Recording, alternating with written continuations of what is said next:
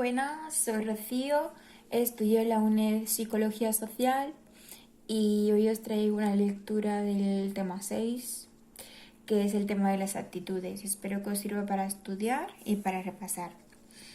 En el punto 1 nos habla de la definición de actitud. ¿Qué es una actitud? Una actitud es una tendencia psicológica expresada evaluando un ente determinado con cierto grado de favorabilidad o desfavorabilidad. ¿Qué es el ente? Porque dices, es un ente, ¿tú de qué es un ente? Pues el ente es un objeto de actitud que puede ser objetos, conductas, personas. Punto 2. Las actitudes pueden basarse en cognitivo o conductual o afectivo. Lo cognitivo son creencias, conocimientos, y lo afectivo son emociones, sentimientos, estados de ánimo. Lo conductual serían las experiencias, comportamientos anteriores, etc. ¿Qué es la ambivalencia actitudinal? Cuando los elementos no coinciden. ¿Y qué es la aplicación para la vida? No solo hay que destacar las creencias negativas, sino también atacar los aspectos positivos. Algo importante es que la actitud es un constructo psicológico no observable de carácter evaluativo, que media entre un objeto y las respuestas que la persona da ante él. Importante es que las experiencias cognitivas, afectivas y conductuales dan lugar a una actitud y esta actitud a unas respuestas afectivas y cognitivas. Existe una medida de la intensidad de las actitudes que habla de que la magnitud de una actitud depende de la valencia y de su intensidad. La intensidad depende de las variables, por ejemplo, la importancia de la actitud para esa persona, el conocimiento del objeto de actitud, la accesibilidad de la actitud. Hay diferentes técnicas de medición.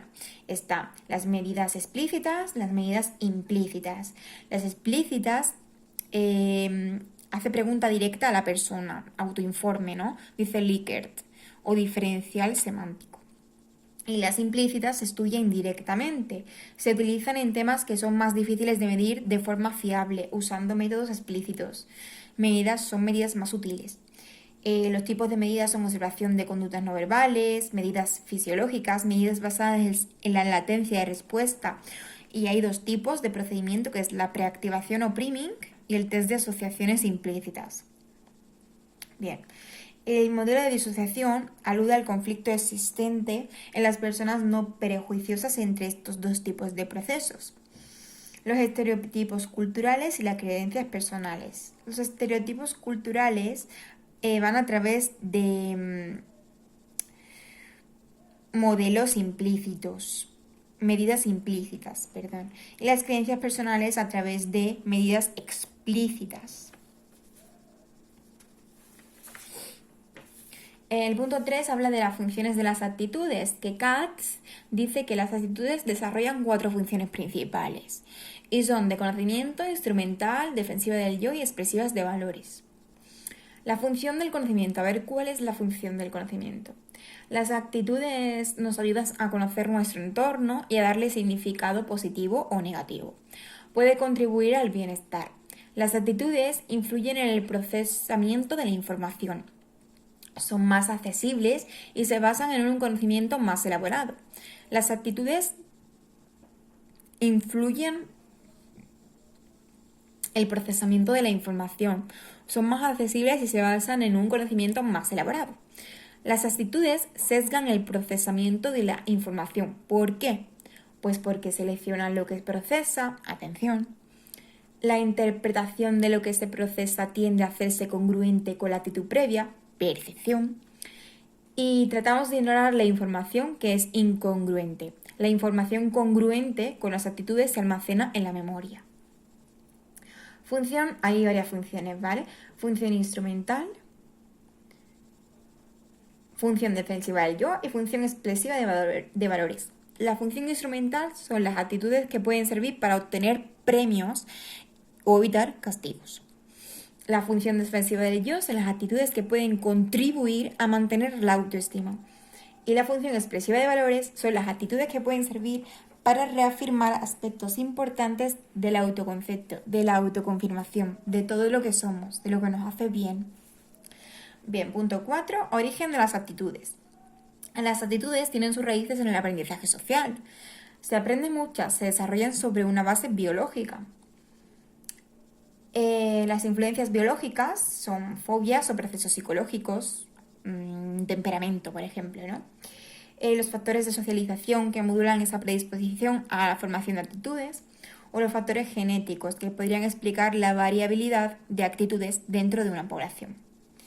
Por ejemplo, por no decirlo muy alto, pero en el sur pues pueden ser más...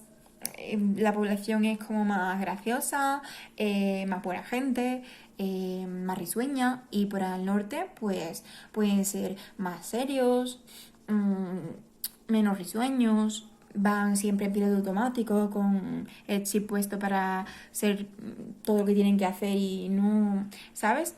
Que no hablo de estereotipos ni nada de eso, pero bueno, he puesto un ejemplo muy general, espero que no duela.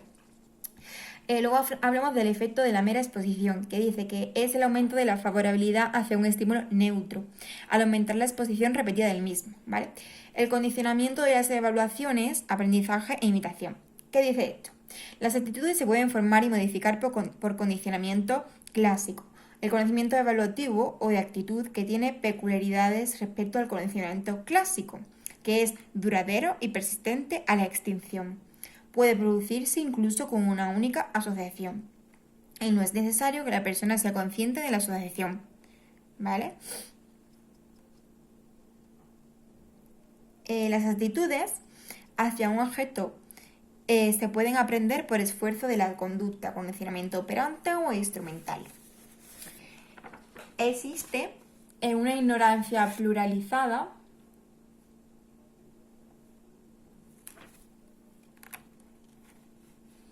que es una tendencia a no expresar una actitud o emoción, porque creemos que la mayoría no la comparte. Está la influencia del contexto que la formación y cambio de actitudes. ¿Qué dice esto? Que las actitudes están sujetas a las influencias del contexto. Las actitudes dependen de la información accesible en cada momento, ¿vale? Y hay unos factores que afectan a esa evaluación, que son las metas que se desea conseguir, el estado de ánimo, los estados fisiológicos y corporales o el estándar usado para la evaluación. El punto 5 nos habla de las influencias entre actitudes y conductas. Por ejemplo, MODE. ¿Qué es MODE? ¿Vale? Explica cómo influyen las actitudes previas hacia un objeto. Es el procesamiento de la información relacionada con ese objeto. Teoría de la acción razonada. ¿Qué es eso? Influencia en la actitud hacia un comportamiento específico. ¿Qué es la teoría de la acción planificada? La ampliación de la anterior, de la acción razonada. Y la teoría de la disonancia cognitiva, importante, examen, influencia de la conducta en las actitudes. ¿Qué es la influencia de las actitudes en la conducta? Al revés. Las conductas no siempre son congruentes con las actitudes. Es decir, diferente nivel de generalidad, la conducta puede estar condicionada por una serie de factores situacionales. Y Adfem y Fishbane, nombres súper raros, proponen medir la intención de conducta en vez de la conducta real. El modelo MODE, que entra en examen, o ha entrado otras veces, es el procesamiento espontáneo. Es una activación, ¿qué es eso? Pues una activación automática de la actitud relevante. En un procesamiento elaborado se analiza detalladamente la información. Es una motivación y una oportunidad. La teoría de la acción razonada habla de la intención personal o social. En la personal, la actitud va hacia la conducta y en lo social es la influencia del contexto, es una norma subjetiva. La teoría de la acción planificada es un control conductual percibido que explica la conducta directa o indirectamente. Las actitudes hacia la conducta nos lleva a una norma social o subjetiva y a un control conductual. Estas tres, tanto las actitudes como la norma social como el control, nos llevan a la intención de realizar esa conducta y eso nos lleva a un comportamiento, ¿vale? Controlado por lo anterior.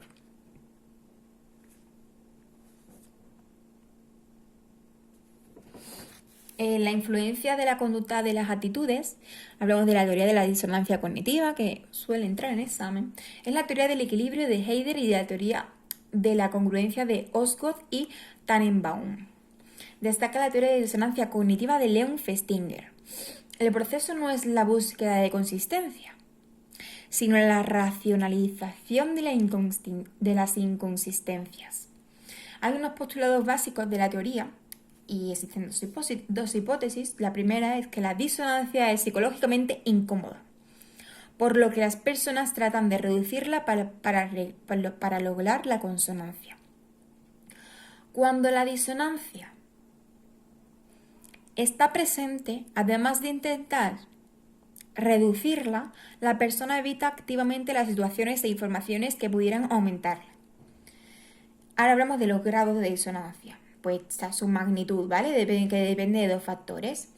La proporción de cogniciones disonantes en relación con las consonantes y la importancia de cada una de esas cogniciones para la persona. Existen unas estrategias, pues son añadir nuevos elementos consonantes con la conducta realizada, o aumentar la importancia de los elementos consonantes, o quitar importancia a los elementos disonantes.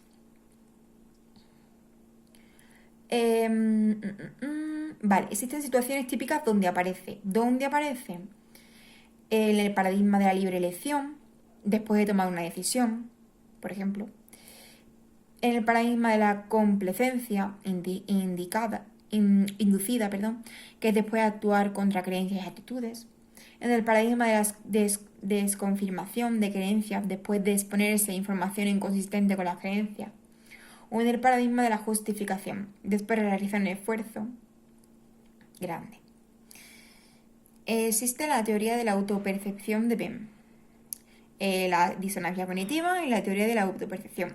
La disonancia cognitiva, esto es como una teoría, ¿vale? De Venn, de autopercepción. Dice que en la disonancia cognitiva, el grupo que recibió $1 cambió la actitud para reducir la disonancia. Y en la teoría de la autopercepción dice que al no encontrar una explicación a su conducta, le atribuyó una actitud favorable a la tarea. La corriente del New Look aporta dos condiciones: que la persona crea que su conducta ha originado consecuencias negativas o que la persona crea que es un responsable de su conducta. La teoría de consistencia del yo, Aronson, dice que la disonancia se produce cuando una persona realiza un comportamiento que no es responsable de su conducta. Yo también lo entiendo muy así. Y la teoría de la autoafirmación de Stiglitz dice que la autoestima es la disonancia.